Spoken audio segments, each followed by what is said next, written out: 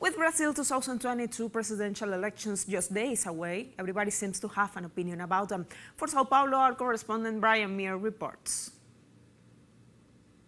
2022 elections are only a few days away, and in the cities and the countryside across this vast nation, everyone seems to be talking about who they're going to vote for and what the challenges will be for the next president.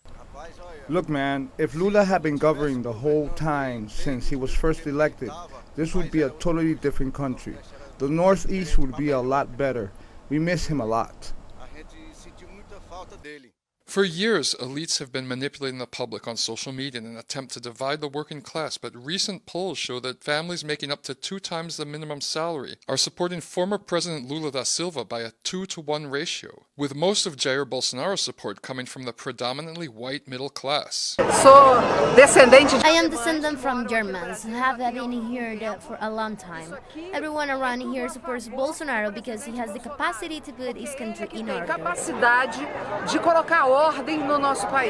In a climate of polarization, it's fundamental that whatever coalition wins the presidential election gains enough seats in Congress to prevent an impeachment. And activists know that half the battle is taking place at the local level.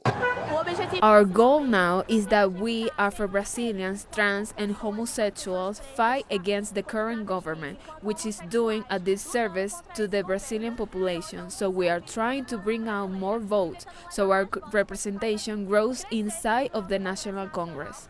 With polls showing that Lula is very close to winning the 50% plus 1 vote he needs to take the presidency in the first round, the number of people who are undecided is shrinking, but most of them say they'll make up their minds before this Sunday. I am going to decide who I will vote for this week because I am going to choose a third option that is neither Lula or Bolsonaro.